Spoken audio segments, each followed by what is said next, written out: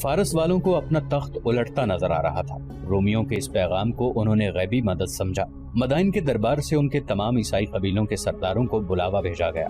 یہ وہی 3 قبیلے بنی تغلب، نمر اور ایاد تھے جو مسلمانوں سے بہت بری شکست کھا چکے تھے۔ مورخوں نے لکھا ہے کہ انہیں جوں ہی اطلاع ملی تو وہ فوراً مدائن پہنچے۔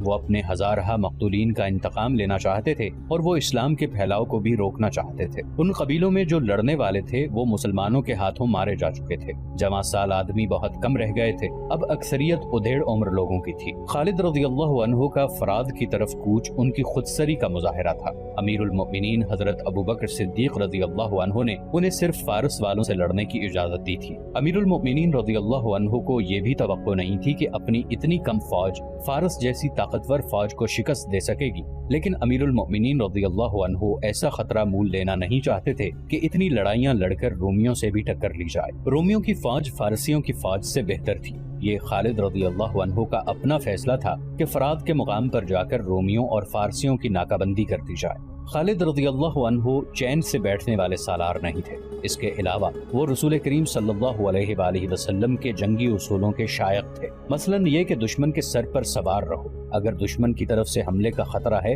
تو اس کے حملے کا انتظار نہ کرو، آگے بڑھو اور حملہ کر دو۔ خالد رضی اللہ عنہ نے اپنے آپ پر جہاد کا جنون طاری کر رکھا تھا۔ جب خالد رضی اللہ عنہ کے جاسوسوں نے انہیں اطلاعیں دینی شروع کی تو خالد رضی اللہ عنہ کے چہرے پر سنجیدگی طاری ہو گئی۔ انہیں پتا چلا کہ وہ 2 فوجوں کے درمیان آ گئے ہیں، ایک طرف رومی اور دوسری طرف فارسی اور ان کے ساتھ عیسائی قبیلوں کے لوگ بھی تھے۔ خالد رضی اللہ عنہ کے ساتھ نفری پہلے بہت کم ہو گئی تھی، کیونکہ جو علاقے انہوں نے فتح کیے تھے وہیں اپنی کچھ نفری کا ہونا لازمی تھا۔ بغاوت کا بھی خطرہ تھا اور آتش پرست فارسیوں کے جوابی حملے کا بھی۔ خالد رضی اللہ عنہ فراز میں رمضان 12 ہجری دسمبر 633 عیسوی کے پہلے ہفتے میں پہنچے تھے۔ مجاہدین روزے سے تھے۔ مسلمانوں کی فوج دریائے فرات کے ایک کنارے پر خیمہ زن تھی، دوسرے کنارے پر بالکل سامنے رومی، ایرانی اور عیسائی پڑاؤ ڈالے ہوئے تھے۔ دونوں طرف کے سنتری فرات کے کناروں پر ہر وقت پہرے پر کھڑے رہتے اور گشتی سنتری گھوڑوں پر سوار دریا کے کناروں پر پھرتے رہتے تھے۔ خود خالد رضی اللہ عنہ دریا کے کنارے دور تک چلے جاتے اور دشمن کو دیکھتے تھے۔ ایک شام رومیوں اور ایرانیوں کی خیمہ گاہ میں ہڑبونگ مچ گئی اور وہ لڑائی کے لیے تیار ہو گئے۔ وجہ یہ ہوئی کہ مسلمانوں کے کیمپ سے ایک شور اٹھا تھا اور دف اور نقارے بجنے لگے تھے۔ تمام فوج اچھل کود کر رہی تھی۔ دشمن اسے حملے سے پہلے کا شور سمجھا۔ اس کے سالار وغیرہ فرات کے کنارے پر آ کر دیکھنے لگے۔ ان کے گھوڑے زینوں کے بغیر بندھے ہوئے ہیں۔ دشمن کے کسی آدمی نے چلا کر کہا، وہ تیاری کی حالت میں نہیں ہیں۔ کسی اور نے کہا، وہ دیکھو۔ ایک اور نے کہا، آسمان کی طرف دیکھو، مسلمانوں نے عید کا چاند دیکھ لیا ہے۔ آج رات اور کل سارا دن یہ لوگ خوشیاں منائیں گے۔ اگلے روز مسلمانوں نے ہنگامہ خیز طریقے سے عید الفطر کی خوشیاں منائیں۔ اسی خوشی میں فتوحات کی مسرتیں بھی شامل تھیں۔ مسلمان جب عید کی نماز کے لیے کھڑے ہوئے تو دریا کے کنارے اور کیمپ کے ارد گرد سنتریوں میں اضافہ کر دیا گیا تاکہ دشمن نماز کی حالت میں حملہ نہ کر سکے۔ مجاہدین اسلام، خالد رضی اللہ عنہ نے نماز کے بعد مجاہدین سے مختصر سا خطاب کیا۔ نماز کے بعد ایسے انداز سے اس تقریب سعید کی خوشیاں مناؤ کہ دشمن یہ تاثر لے کہ مسلمانوں کو کسی قسم کا اندیشہ نہیں اور انہیں اپنی فتح کا پورا یقین ہے۔ دریا کے کنارے جا کر ناچو کودو۔ تم نے جس طرح دشمن پر اپنی تلوار کی دھاک بٹھائی ہے، اس طرح اس پر اپنی خوشیوں کی دہشت بٹھا دو۔ لیکن میرے رفیقو، اس حقیقت کو نہ بھولنا کہ تم اللہ کی طرف سے آئی ہوئی ایک سے ایک کٹھن آزمائش میں پورے اترے ہو، مگر اب تمہارے سامنے سب سے زیادہ کٹھن اور خطرناک آزمائش آ گئی ہے۔ تمہارا سامنا اس وقت کی 2 طاقتور فوجوں سے ہے جنہیں عیسائیوں کی مدد بھی حاصل ہے۔ میں جانتا ہوں تم جسمانی طور سے لڑنے کے قابل نہیں رہے، لیکن اللہ نے تمہاری روح کی جو قوتیں بخشی ہیں انہیں کمزور نہ ہونے دینا، کیونکہ تم ان قوتوں کے بلبوتے پر دشمن پر غالب آتے چلے جا رہے ہو۔ میں بتا نہیں سکتا کہ کل کیا ہوگا۔ ہر خطرے کے لیے تیار رہو، اللہ تمہارے ساتھ ہے۔ خالد رضی اللہ عنہ کے خاموش ہوتے ہی مجاہدین کے نعروں نے ارض و سما کو ہلا ڈالا۔ پھر سب دوڑتے کودتے دریا کے کنارے جا پہنچے۔ انہوں نے دریا کے کنارے گھوڑے بھی دوڑائے اور ہر طرح عید کی خوشی منائی۔ خالد رضی اللہ عنہ کے سالاروں کو توقع تھی کہ خالد بن ولید رضی اللہ عنہ یہاں بھی شب خون کی سوچ رہے ہوں گے۔ خالد رضی اللہ عنہ نے اتنے دن گزر جانے کے باوجود بھی سالاروں کو نہیں بتایا تھا کہ وہ کیا کرنا چاہتے ہیں۔ 1 مہینہ گزر چکا تھا، فوجیں آمنے سامنے بیٹھی تھیں۔ آخر خالد رضی اللہ عنہ نے اپنے سالاروں کو مشورے، تجاویز اور احکام کے لیے بلایا۔ میرے رفیقو، خالد رضی اللہ عنہ نے کہا، شاید تم یہ سوچ رہے ہوگے کہ یہاں بھی شب خون مارا جائے گا، لیکن تم دیکھ رہے ہو کہ یہاں صورتحال شب خون والی نہیں۔ دشمن کی تعداد بہت زیادہ ہے۔ ہم ہمیشہ قلیل تعداد میں لڑے ہیں، لیکن یہاں ہمارے درمیان دریا حائل ہے۔ دشمن اس دریا سے فائدہ اٹھا سکتا ہے۔ تم نے دیکھ لیا ہے کہ دشمن اتنی زیادہ تعداد کے باوجود ہم پر حملہ نہیں کر رہا۔ اس سے صاف ظاہر ہوتا ہے کہ وہ احتیاط سے کام لے رہا ہے۔ ہمارے لیے بہتر یہ ہے کہ اس کی احتیاط کو ہم اور طول دیں اور حملے میں پہل نہ کریں۔ میں چاہتا ہوں کہ حملے میں پہل وہ کرے۔ اگر تم کوئی مشورہ دینا چاہو تو میں اس پر غور اور عمل کروں گا۔ تقریباً تمام سالاروں نے متفقہ طور پر کہا کہ ہم پہل نہ کریں اور کوئی ایسی صورت پیدا کریں کہ دشمن دریا عبور کرائے۔ کچھ دیر سالاروں نے بحث و مباحثہ کیا اور ایک تجویز پر متفق ہو گئے اور اسی روز اس پر عمل شروع کر دیا۔ اس کے مطابق کوئی ایک دستہ تیار ہو کر دریا کے ساتھ ساتھ کسی طرف چل پڑتا۔ دشمن یہ سمجھتا کہ مسلمان کوئی نقل و حرکت کر رہے ہیں، چنانچہ اسے بھی اس کے مطابق کوئی نقل و حرکت یا پیش بندی کرنی پڑتی۔ یہ سلسلہ 15-16 دن چلتا رہا۔ بعض مورخوں نے لکھا ہے کہ رومی مسلمانوں کی ان حرکات سے تنگ آ گئے۔ وہ پہلے ہی مسلمانوں کے خلاف کسی میدان میں نہیں لڑے تھے۔ ان کے سالاروں کے ذہنوں پر یہ بات آسیب کی طرح سوار ہو گئی تھی کہ جس قلیل فوج نے فارسیوں جیسی طاقتور فوج کو ہلنے کے قابل نہیں چھوڑا، وہ فوج کوئی خاص داؤ چلتی ہے جسے ان کے سوا کوئی اور نہیں سمجھ سکتا۔ پہلے بتایا جا چکا ہے کہ خالد رضی اللہ عنہ دشمن پر نفسیاتی وار کرنے کی مہارت رکھتے تھے۔ اس صورتحال میں بھی انہوں نے رومیوں کو تذبذب میں مبتلا کر کے ان کے ذہنوں پر ایسا نفسیاتی دباؤ ڈالا کہ وہ کچھ سمجھنے کے اور کوئی فیصلہ کرنے کے قابل نہ رہے۔ 21 جنوری 634 عیسوی 15 ذیقعد 12 ہجری کے روز دشمن اس قدر تنگ آ گیا کہ ایک سالار نے دریا کے کنارے کھڑے ہو کر بڑی بلند آواز سے مسلمانوں سے کہا، کیا تم دریا پار کر کے ادھر آؤ گے یا ہم دریا پار کر کے ادھر آ جائیں؟ لڑنا ہے تو سامنے آؤ، ہم تعداد میں بہت تھوڑے ہیں۔ خالد رضی اللہ عنہ بن ولید نے اعلان کروایا، ہم سے ڈرتے کیوں ہو؟ تمہاری تعداد اتنی زیادہ ہے کہ تمہیں ہم سے پوچھے بغیر ادھر آ جانا چاہیے۔ پھر سنبھل جاؤ۔ دشمن کی طرف سے للکار سنائی تھی، ہم آ رہے ہیں۔ دشمن نے دریا عبور کرنا شروع کر دیا۔ خالد رضی اللہ عنہ نے اپنے مجاہدین کو دریا کے کنارے سے ہٹا کر کچھ دور لڑائی کی ترتیب میں کر لیا۔ حسب معمول ان کی فوج 3 حصوں میں بٹی ہوئی تھی اور خالد رضی اللہ عنہ خود درمیانی حصے کے ساتھ تھے۔ جنگی مبصروں نے لکھا ہے کہ خالد رضی اللہ عنہ نے دشمن کے لیے اتنی زیادہ جگہ خالی کر دی کہ دشمن اور اس کے پیچھے دریا، ان دونوں کے درمیان اتنی جگہ خالی رہے کہ اس کے عقب میں جانا پڑے تو جگہ مل جائے، ورنہ دریا ان کے عقب کی حفاظت کرتا۔ جب دشمن میدان میں آ گیا تو رومی جرنیلوں نے فارسیوں اور عیسائیوں کے لشکر کو ان کے قبیلوں کے مطابق تقسیم کر دیا۔ انہوں نے ایرانی سالاروں سے کہا کہ اس تقسیم سے یہ پتہ چل جائے کہ کون کس طرح لڑا ہے، بھاگنے والوں کے قبیلے کا بھی علم ہو جائے گا۔ یہ تقسیم اس طرح ہوئی کہ رومی الگ ہو گئے، مدائن کی فوج ان سے کچھ دور الگ ہو گئی اور عیسائیوں کے قبیلے مدائن کی فوج سے الگ، اور ہر قبیلہ ایک دوسرے سے الگ الگ ہو گیا۔ رومی جرنیلوں نے مورخوں کے مطابق یہ تقسیم اس لیے بھی کی تھی کہ مسلمانوں کو بھی اس تقسیم کے مطابق اپنی تقسیم کرنی پڑے، جس کے نتیجے میں وہ بکھر جائیں اور انہیں آسانی سے شکست دی جا سکے۔ میرے رفیقو، خالد رضی اللہ عنہ نے دشمن کو اس طرح تقسیم ہوتے دیکھ کر اپنے سالاروں کو بلایا اور ان سے کہا، خدا کی قسم دشمن خود احمق ہے یا ہمیں احمق سمجھتا ہے؟ کیا تم دیکھ نہیں رہے کہ دشمن نے اپنی جمعیت کو کس طرح بکھیر دیا ہے؟ دشمن نے ہمارے لیے مشکل پیدا کر دی ہے ابن ولید۔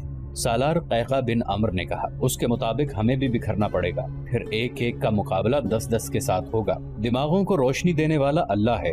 خالد رضی اللہ عنہ نے کہا، ہم آمنے سامنے کی لڑائی نہیں لڑیں گے۔ سوار دستوں کے سالار سن لیں، فوراً سوار 2 حصوں میں تقسیم ہو کر دشمن کے دائیں اور بائیں چلے جائیں، پیادے بھی ان کے ساتھ رہیں اور دائیں اور بائیں پہنچ کر عقب میں جانے کی کوشش کریں۔ میں اپنے دوستوں کے ساتھ دشمن کے سامنے رہوں گا۔ دشمن پر ہر طرف سے شدید حملہ کر دو۔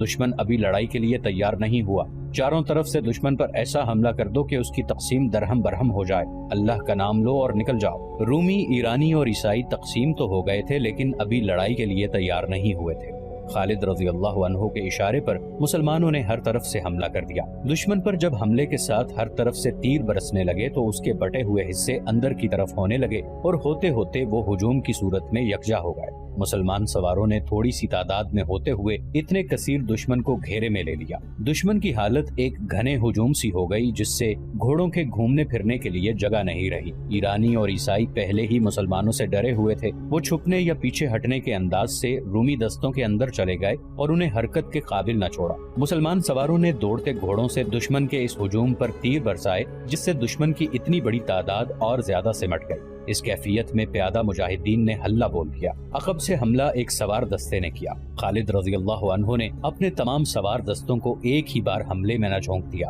دستے باری باری حملے کرتے تھے۔ خالد رضی اللہ عنہ نے ایسی چال چلی تھی کہ لڑائی کی صورت لڑائی کی نہ رہی بلکہ یہ رومیوں، آتش پرستوں اور عیسائیوں کا قتل عام تھا۔ رومیوں نے دفاعی لڑائی لڑنے کی کوشش کی لیکن میدان اس کے زخمیوں اور اس کی لاشوں سے بھر گیا۔ سپاہیوں کا حوصلہ ٹوٹ گیا اور وہ میدان سے بھاگنے لگے۔ پیچھے جاؤ، خالد رضی اللہ عنہ نے حکم دیا، ان کے پیچھے جاؤ، کوئی زندہ بچ کر نہ جائے۔ مجاہدین نے تعاقب کر کے بھاگنے والوں کو تیروں اور برچھیوں سے ختم کر دیا اور معرکہ ختم ہو گیا۔ تقریباً تمام مورخوں نے لکھا ہے کہ اس معرکے میں 1 لاکھ رومی، ایرانی اور عیسائی مارے گئے تھے۔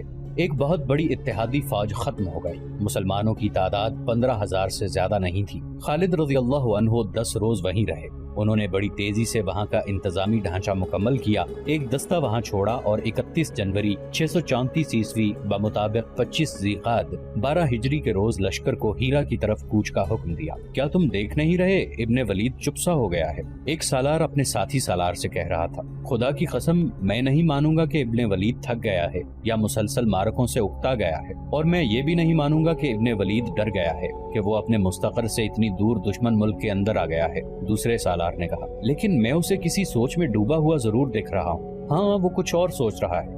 پوچھ نہ لیں؟ ہم نہیں پوچھیں گے تو اور کون پوچھے گا؟ خالد رضی اللہ عنہ سوچ میں ڈوب ہی جایا کرتے تھے۔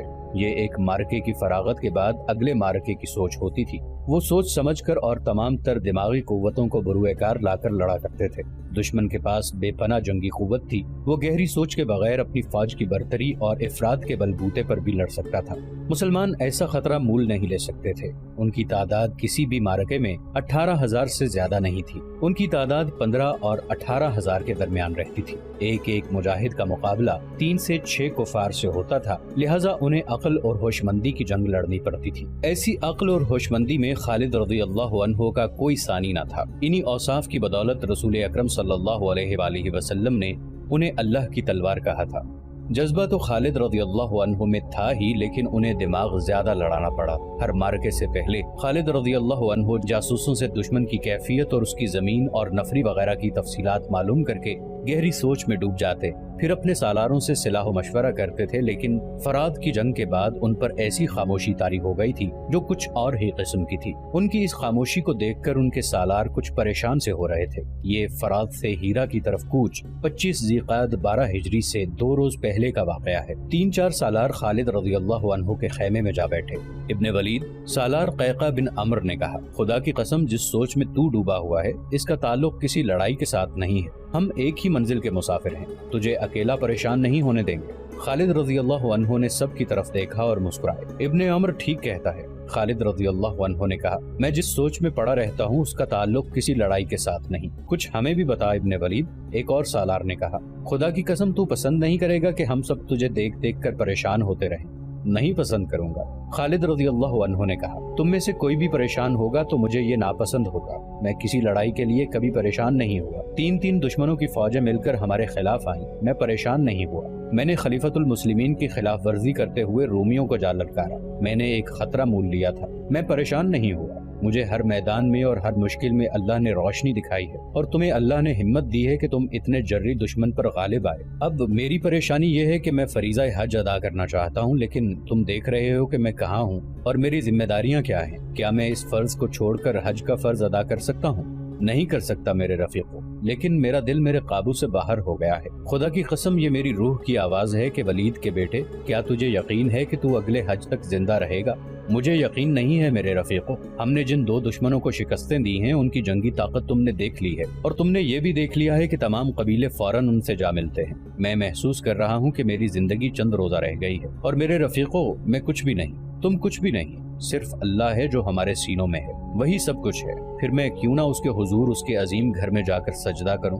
کیا تم مجھے اجازت دو گے کہ میں اپنی طرف سے، تم سب کی طرف سے اور ہر ایک مجاہد کی طرف سے خانہ کعبہ جا کر اللہ کے حضور شکر ادا کروں؟ بے شک بے شک، ایک سالار نے کہا۔ کون رد کر سکتا ہے اس جذبے کو اور اس خواہش کو جو تو نے بیان کی ہے؟ لیکن تو حج پر جائے گا کیسے ابن ولید؟ مثنہ بن حارثہ نے پوچھا۔ پیچھے کچھ ہو گیا تو میں کسی لڑائی میں مارا جاؤں گا تو خدا کی قسم تم یہ نہیں سوچو گے کہ اب کیا ہوگا۔ خالد رضی اللہ عنہ نے کہا، کیا میرے نہ ہونے سے تمہارے حوصلے ٹوٹ جائیں گے؟ نہیں نہیں، ایسا نہیں ہوگا، رب کعبہ کی قسم ایسا نہیں ہوگا۔ قیقہ بن عمرو نے کہا، ہم میں سے کوئی ایک بھی زندہ ہوگا تو وہ اسلام کے پرچم کو گرنے نہیں دے گا۔ یوں کر ابن ولید، آج ہی قاصد کو روانہ کر دے کہ وہ امیر المؤمنین سے اجازت لے آئے کہ تو حج پر جا سکتا ہے۔ जिस सोच ने मुझे परेशान कर रखा है यही वो सोच है। खालिद रज़ी अल्लाह अन्हु ने मुस्कुरा कर कहा, मैं जानता हूँ अमीरुल मोमिनीन इजाजत नहीं देंगे, उन्हें यहाँ के हालात का इल्म है। अगर वो इजाजत दे भी दें तो ये खतरा पैदा हो जाएगा कि दुश्मन को पता चल जाएगा कि इब्ने वलीद चला गया है। मैं अपने लश्कर को भी नहीं बताना चाहता कि मैं उनके साथ नहीं हूँ। मैं बहुत कम वक्त में जाकर वापस आना चाहता हूँ। खुदा की कसम वलीद के बेटे, मुसन्ना बिन हारिसा ने कहा, तू नहीं जानता कि तू जो कह रहा है ये नामुमकिन है। अल्लाह नामुमकिन को मुमकिन बना दिया करता है। खालिद रज़ी अल्लाह अन्हु ने कहा, इंसान को हिम्मत करनी चाहिए। मैं तुम्हें बताता हूँ कि मैं क्या करूंगा और किस रास्ते से जाऊंगा। खालिद रज़ी अल्लाह अन्हु ने उन्हें पहले ये बताया कि वो क्या करें, फिर वो रास्ता बताया जिस रास्ते से उन्हें हज के लिए मक्का जाना और आना था। हज में सिर्फ 14 दिन बाकी थे और फरात से मक्का तक की मुसाफत तेज चलने से 2.5 महीने से कुछ ज्यादा थी। खालिद रज़ी अल्लाह अन्हु को कोई छोटा रास्ता देखना था, लेकिन छोटा रास्ता नहीं था। खालिद रज़ी अल्लाह अन्हु ताजिर खानदान के फर्द थे। कबूल इस्लाम से पहले खालिद रज़ी अल्लाह अन्हु ने तिजारत के सिलसिले में बड़े लंबे और कठिन सफर किए थे। वो ऐसे रास्तों से भी वाकिफ थे जो आम रास्ते नहीं थे, बल्कि वो रास्ते कहलाते ही नहीं थे। खालिद रज़ी अल्लाह अन्हु ने अपने सालारों को ऐसा ही रास्ता बताया। खुदा की कसम इब्ने वलीद, मुसन्ना बिन हारिसा ने कहा, तेरा दिमाग खराब नहीं हुआ, फिर भी तूने ऐसी बात कह दी जो ठीक दिमाग वाले नहीं कह सकते। तू जो रास्ता बता रहा है वो कोई रास्ता नहीं है, वो एक इलाका है और इस इलाके से सहरा की हवाएं भी डर डर कर गुजरती हैं। क्या तू मरने का कोई और तरीका नहीं जानता? क्या मैं इस इलाके से वाकिफ नहीं? जिस अल्लाह ने हमें इतने जबरदस्त दुश्मनों पर गालिब किया है वो मुझे इस इलाके से भी गुजार देगा। खालिद रज़ी अल्लाह अन्हु ने ऐसी मुस्कुराहट से कहा जिसमें अज़्म और खुद एतमादी थी, मैं यकीन से कहता हूँ कि तुम मुझे जाने से नहीं रोकोगे और मेरे इस राज को इस खैमे से बाहर नहीं जाने दोगे। मैं ये राज अमीरुल मोमिनीन से भी छुपा कर रखूंगा। अगर अमीरुल मोमिनीन भी हज पर आ गए तो क्या करेगा तू? एक सालार ने पूछा। मैं उनसे अपना चेहरा छुपा लूंगा। खालिद रज़ी अल्लाह अन्हु ने कहा, तुम सब मेरे लिए दुआ तो जरूर करोगे। मैं वादा करता हूँ कि मैं इस तरह तुमसे आ मिलूंगा कि तुम कहोगे कि ये शख्स रास्ते से वापस आ गया है। ज्यादातर मुर्रिखीन खुसूसन तिबरी ने यह वाकया बयान किया है कि खालिद रज़ी अल्लाह अन्हु ने 12 हिजरी का हज किस तरह किया, इन हालात में कि उनकी टक्कर फारस की शहनशाही से थी और उन्होंने रूम की शहनशाही के अंदर जाकर हमला किया था। ये खतरा हर लम्हा मौजूद था कि ये दोनों बादशाहियां मिलकर हमला करेंगी। इस खतरे के पेश नजर खालिद रज़ी अल्लाह अन्हु वहां से गैर हाजिर नहीं हो सकते थे, लेकिन हज का अज़्म इतना पक्का और ख्वाहिश इतनी शदीद थी कि उसे वो दबा न सके। पहले बताया जा चुका है कि लश्कर फराद से हीरा को कूच कर रहा था। खालिद रज़ी अल्लाह अन्हु ने लश्कर को 3 हिस्सों में तकसीम किया। एक हिस्सा हरावल था, दूसरा उसके पीछे और तीसरा हिस्सा अकब में था। खालिद रज़ी अल्लाह अन्हु ने खास तौर पर ऐलान कराया कि वो अकब के साथ होंगे। लश्कर को हीरा तक पहुंचने की कोई जल्दी नहीं थी। तेज कूच इस सूरत में किया जाता था जब कहीं हमला करना होता या जब इत्तला मिलती कि फलां जगह दुश्मन हमले की तैयारी कर रहा है। अब ऐसी सूरत नहीं थी। लश्कर के कूच की रफ्तार तेज न करने की एक वजह तो ये थी कि ये कूच मैदान जंग की तरफ नहीं बल्कि अपने मफ्तूहा शहर की तरफ हो रहा था। दूसरी वजह ये थी कि मुजाहिदीन मुतवातर लड़ाइयाँ लड़ते और पेशकदमी करते रहते थे। उनके जिस्म शल हो चुके थे। खालिद रज़ी अल्लाह अन्हु ने कूच मामूली रफ्तार से करने का हुक्म एक और वजह से भी दिया था। इस वजह का 3 सालारों और खालिद रज़ी अल्लाह अन्हु के चंद एक साथियों के सिवा किसी को इल्म न था। वो वजह ये थी कि खालिद रज़ी अल्लाह अन्हु को कूच के दौरान लश्कर के अकबी हिस्से से खिसक जाना था और एक गुमनाम रास्ते से मक्का को रवाना होना था। लश्कर 31 जनवरी 634 ईस्वी के रोज चल पड़ा। तारीख में उस मकाम का पता नहीं मिलता जहाँ लश्कर ने पहला पड़ाव किया था। रात को जब लश्कर गहरी नींद सो गया तो खालिद रज़ी अल्लाह अन्हु अपने चंद एक साथियों के साथ खैमागाह से निकले और गायब हो गए। किसी भी मौर्रिख ने उनके साथियों के नाम नहीं लिखे जो उनके साथ हज करने गए थे। खालिद रज़ी अल्लाह अन्हु और उनके साथी ऊंटों पर सवार थे। जिस इलाके में से उन्हें गुजरना था वहां से सिर्फ ऊंट गुजर सकता था, घोड़ा भी जवाब दे जाता था। सहराओं में बाज इलाके बेहद दुश्वार गुजार होते थे। मुसाफिर उधर से गुजरने की जुर्रत नहीं करते थे। सहराई कज़्ज़ाक और बड़े पैमाने पर राहज़नी करने वाले इन्हीं इलाकों में रहते थे और लूट मार का माल वहीं रखते थे। इनमें कुछ इलाके ऐसे खौफनाक थे कि कज़्ज़ाक और राहज़न भी उनमें दाखिल होने की जुर्रत नहीं करते थे। उस दौर में सहरा के जिस इलाके को दुश्वार गुजार और खतरनाक कहना होता था तो कहा जाता था कि वहाँ तो डाकू और रहज़न भी नहीं जाते। खालिद रज़ी अल्लाह अन्हु ने मक्का तक जल्दी पहुँचने का जो रास्ता इख्तियार किया था वो ऐसा ही था जहाँ डाकू और रहज़न भी नहीं जाते थे। इतने खतरनाक और वसी इलाके से जिंदा गुजर जाना ही एक कारनामा था, लेकिन खालिद रज़ी अल्लाह अन्हु दिनों की मुसाफत मिनटों में तय करने की कोशिश में थे। उन्हें सिर्फ ये सहूलत हासिल थी कि मौसम सर्दियों का था, लेकिन सैकड़ों मीलों तक पानी का नामो निशान तक न था। इस इलाके में एक और खतरा रेत और मिट्टी के उन टीलों का था जिनकी शक्लें अजीबो गरीब थी। ये कई मील वसी नशेब में खड़े थे। बाज चट्टानों की तरह चौड़े थे, बाज गोल और बाज सतूनों की तरह ऊपर को उठे हुए थे। ऐसे नशेब भूल भुलैयों की तरह थे। इनमें भटक जाने का खतरा ज्यादा था।